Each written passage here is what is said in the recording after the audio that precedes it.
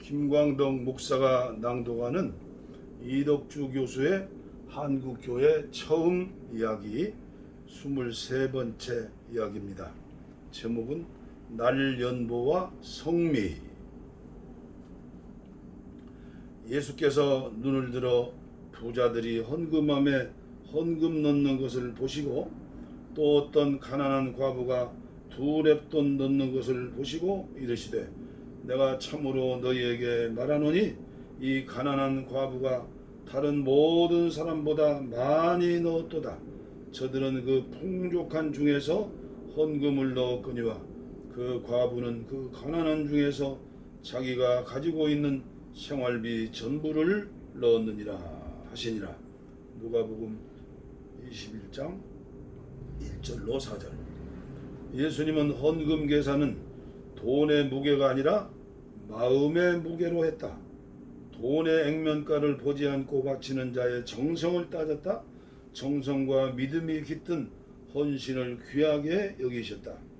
헌금은 받은 은혜에 대한 감사의 표현이자 은혜 주신 분께 대한 헌신의 표현이다. 그래서 많이 받은 자가 많이 바친다. 교회는 이처럼 받은 바 은혜에 감사하여 자신을 드리는 자들의 헌신으로 유지되고 확장된다.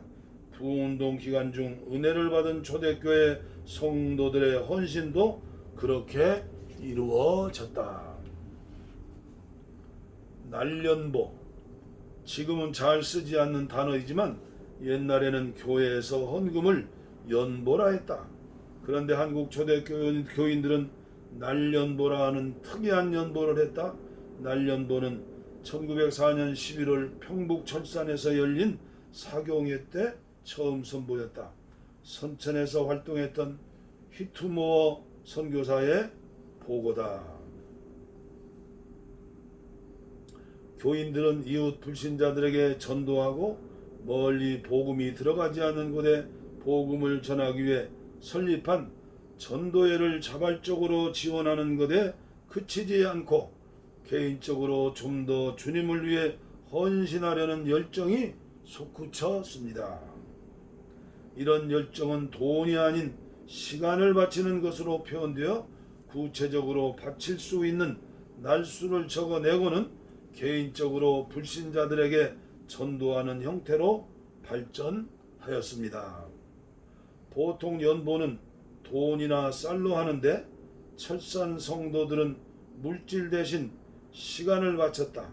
사경회 때 은혜를 받은 성도들이 하나님께 바칠 수 있는 날수를 적어내고 그날만큼은 세속적인 일이 아닌 하나님의 일, 즉 전도하는 일에 사용한 것이다. 이들은 보수를 받지 않고 자기 돈 들여가며 불신자 동네로 찾아가 전도하였다. 철산에서 시작된 날연보는 선천, 의주, 평양, 철원, 서울 등지로 확산되어 전국적인 현상이 되었다. 한참 100만 명 부려운동이 전개되던 1909년에 이르러 날연보는 정점에 달했다. 강원도 이천에서 열린 사경회의 장면이다. 날연보 순서가 되자 남자들은 거의 동시에 일어나 날을 바치겠노라 하면서 날수를 말하였습니다. 어떤 상인은 저는 매일 그 일을 하고 싶습니다마는 매달 한 주일을 택해 전적으로 헌신하겠습니다 하였고, 배 타는 사람은 3개월 동안 60일을 바치겠다 하였습니다.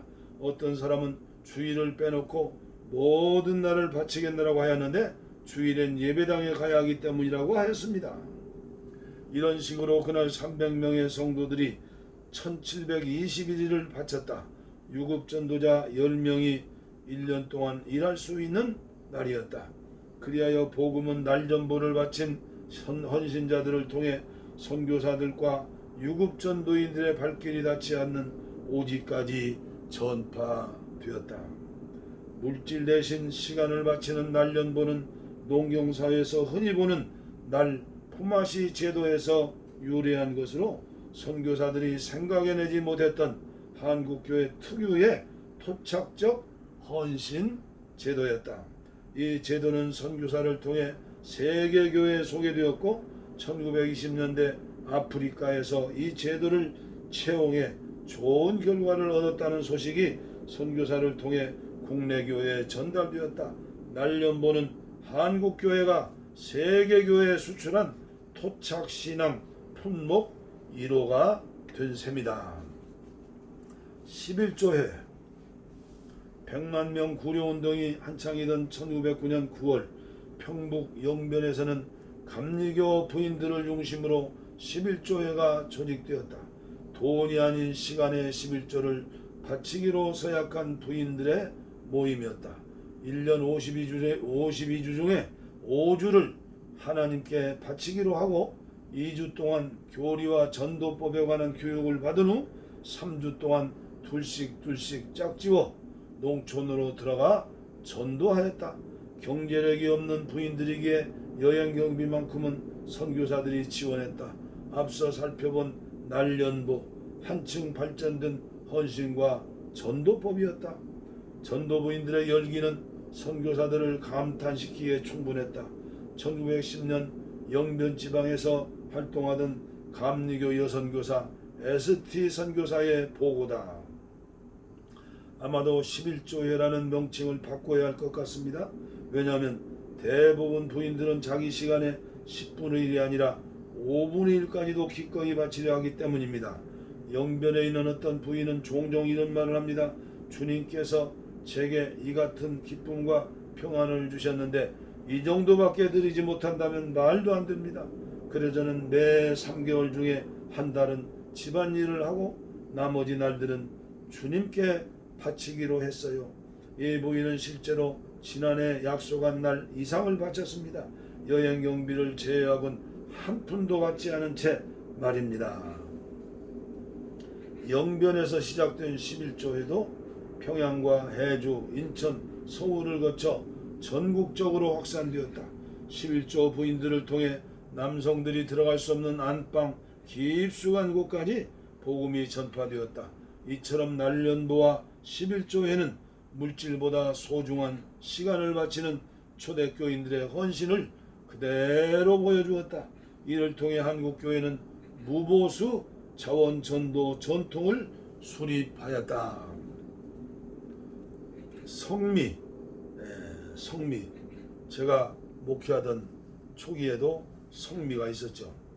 지금은 시골교회 등에 희미하게 남아있지만 한국교회의 성미 역시 뿌리가 깊은 토착적 신앙 전통이다. 성미에 대한 최초의 보고는 1905년 개성지방 선교사 크렘의 보고에 나온다. 우리 구역 전도사들과 매서인들이 사업 보고를 하는 가운데 한 매서인이 보고하기를 어떤 교회 부인들이 목회자 생활비로 3달러 50센트를 헌금했다고 하였다. 여인들의 힘으로 그만한 돈을 모았다는 것이 예외적인 일이기에 그 연유를 물었더니 그 교회 교인들이 전에 귀신을 섬길 때 식구를 위해 밥을 지을 때마다 쌀을 가족 수대로 한 줌씩 따로 떼어두었다가 귀신에게 제사를 지낼 때 사용하곤 했는데 이제 기독교인이 되었으니 그 같은 정성을 주님께 바치기로 하고 역시 끼니 때마다 쌀을 떼어두었다가 그것을 모아 구역 전도사 생활비로 보냈다고 했습니다.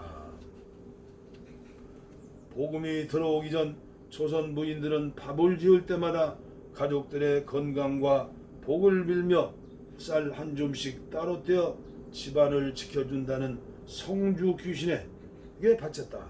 그렇게 성별한 쌀을 모아 두었다가 고사를 지낼 때 떡쌀로 썼다. 그런 쌀을 보관하는 항아리를 성주단지 혹은 신주단지라 하여 제일 소중하게 여겼다. 그런데 예수를 믿고 나서 귀신 섬기는 일이 죄라는 것을 깨달았다. 그렇다고 집안 식구들을 위해 기도를 중단할 수는 없었다. 부인들은 항아리에 십자가를 그린 후 여전히 쌀을 떼며 가족들의 건강을 주님께 빌었다. 귀신 섬기는 신주단지는 주단지 로드스폿 바뀌었고 귀신에게 바치던 쌀은 전도사의 하늘 양식이 되었다. 개성에서 시작된 성미제도는 선교사를 통해 다른 지역에도 소개되어 전국적으로 확산되었다. 부인들의 성미로 한국교회는 전도자의 생활비를 책임지는 자립교회 전통을 수립하였다. 가난했지만 넉넉하게 연보할 줄 아는 초대교인들로 인해 한국교회는 일찍이 자원전도 자립교회 전통을 수립하였다. 자발적으로 전도하는 날연보와 11조회, 주님께 기도하며 바친 쌀로 전도자의 생활을 책임졌던 초대교회 성도들의 헌신이 있었기에 한국교회는 짧은 기간 안에 성장할 수 있었다. 사도 바울이 칭찬했던 초대교회 성도들의 넉넉한 연보, 바로 그 결과였다. 심는 자에게 씨와 먹을 양식을 주시는 이가 너희 심을 것을 주사 풍성하게 하시고 그 너희 의의 열매를 더하게 하시리니 너희가 모든 일에 넉넉하여 너그럽게 연보함은 그들이 우리로 말미암아 하나님께 감사하게 하는 것이라. 23번째 이야기를 마쳤습니다.